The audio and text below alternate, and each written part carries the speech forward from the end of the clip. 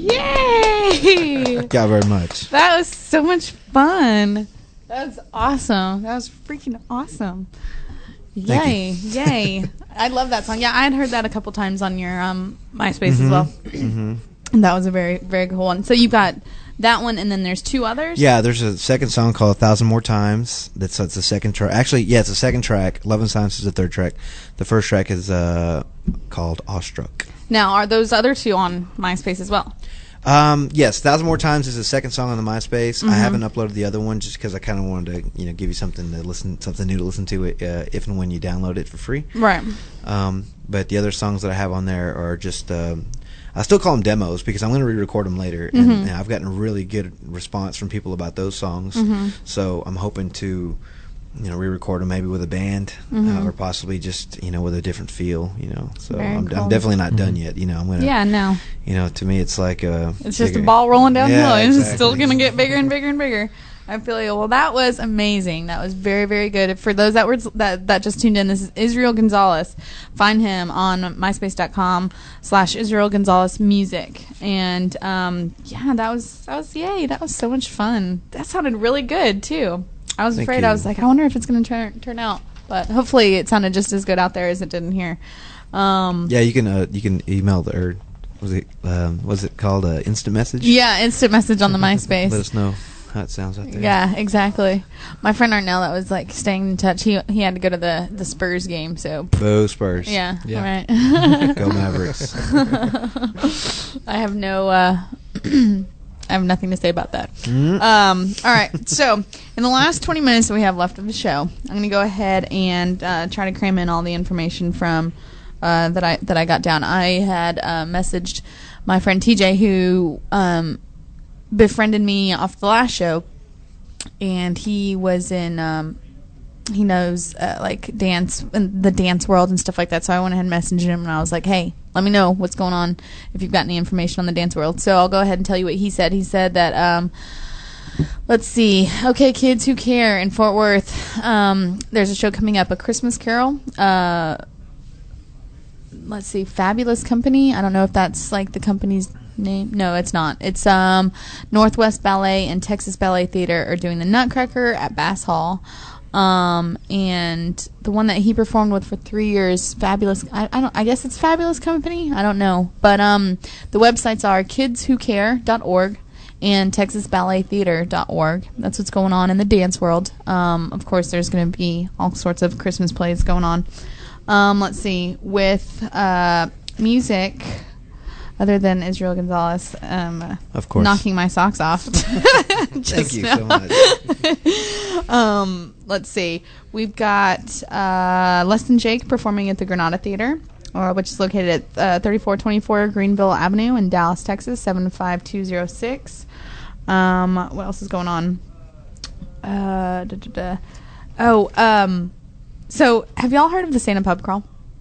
I've heard of it. Nope. Yeah, it's this Saturday. It's going on this Saturday. Downtown Fort Worth? Downtown Fort Worth, starting at the Flying Saucer at 7 p.m. What is that? Santa Pub Crawl. Everyone that is involved, dress up like Santa, right? Dress up like Santa. You got to have a Santa get up, and it starts at Flying Saucer, and then, it's gotten so big to where, like, these groups will separate and they all have a different route that they take, but...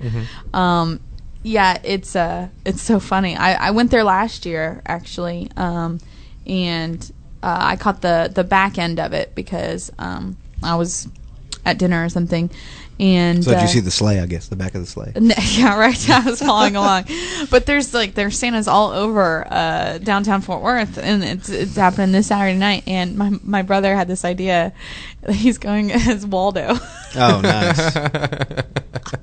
When I heard that idea, I was like, I want to do it. And he's like, no, you're not stealing my idea. So actually, it's the same day as the Art Conspiracy. So I'm going to go out to Dallas and do that first, and then hopefully, if I've got enough time, I'll be able to. Yeah, that's Waldo. Yeah, I saw one of those right? at Red Goose one night. I was playing it. They were doing a pub crawl, and they were the Cosby Show sweaters. They're the Bill Cosby sweaters. Oh yeah, the ugly Christmas sweaters. Mm-hmm. Yeah, and was it around Christmas time? Was it that kind of thing, or was it just a random? A Cosby pub crawl, and they're carrying around pudding, pudding the pudding, pudding pops. Oh jeez. That's funny. Let's see. And then Artisan Theatre is the theater that Philip, who also works at Rainbow Lounge with me, is that's the theater that he works with, that he's doing his show. I still need to. I probably just need to like write out an interview or whatever and have him answer it, because he doesn't have the time to come in and come into the show. He's doing rehearsals at the time that the show's going on. But I also had a thought. I have a friend of mine who does tarot cards. Would that be something that would be cool to do on the show? I'm trying to think of ideas, like something to spice up the show a little bit. Can people call in? Yeah, I mean, if people call in. Yeah, people call in. Yeah, but you don't necessarily need the cards. You could just like lie to them and say like, "Oh yeah, you're gonna die tomorrow." Yeah. Watch out! There's a bus. They get all freaked out. Yeah, and you could just say you have crash cards. Anyway. No, I mean, but I don't think tarot cards would do it the same way over the phone as they would like in person, or at least I don't know, but because she did that, she was my back neighbor for a short time, and I'd convinced her to read my cards one night, and so she did, and I actually had wrote down in my journal exactly, like, because like there's a shorter version and a longer version, and then the longer version like predicts, like it says stuff like what's in front of you, what's behind you, what's to the left of you, to the right of you, and it means like different things. I don't know, but I was trying to jot down like everything that she was saying at the same time, so I could go back for future reference. But I mean, it was weird because at the time, you know, what she was saying, of course, applied to what I was going through. But I'm like, something like that with tarot cards, like you can make it in your mind. You can turn everything that you hear into it applying to reality. Yeah, exactly. That's what I mean, with the psychic readings. I think a lot of people, when they do that at parties, I mean, I don't know if they just do it for novelty or not. I mean, I don't know I don't really follow the. I mean, I don't know, and that's the thing. It's like, you know, stuff like that. I take it with a grain of salt. I mean, exactly. Get it and go, well, if I find that $100 bill, like you said. Yeah, exactly. Well, I mean, a lot of times it's not. And for their own sake, it's not that specific, because it can't be, because you can't. Kind of like that psychic guy who can hear dead people. He's like, he's a man with hair, exactly. and he wore pants. Mm-hmm. Oh yeah, it's Uncle Bob. Yeah, right. And it's one of those that you can't be that specific about it, because like it's like the cards that you get, you know, their meaning of it can be taken either way. And then there's also with the tarot reading, like if it comes upside down, it's the opposite of what the card says, or if it comes upside down to you versus upside down. And I'm just like, if they're mad at you though that day, and they had a grudge with you, they could make you worry. They could worry you exactly. Yeah, if that was the case, if that was possible. I'm kind of the same way. I mean, granted, I had every once in a while I'll look up things, and just because I'm interested, because for instance.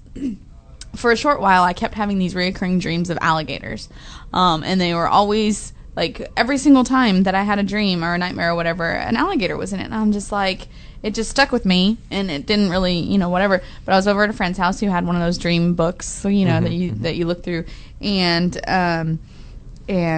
so I read through it, and I was like, okay, what does alligators mean? And it said something like, one of your friends is going to betray you. And I'm just like, oh, well, great. I had it so many times. Like, now, which friend is it going to be this time? Like, yeah, but stuff like that, and like, signs. Do you believe in like sign, like your astrological sign? Oh no. No.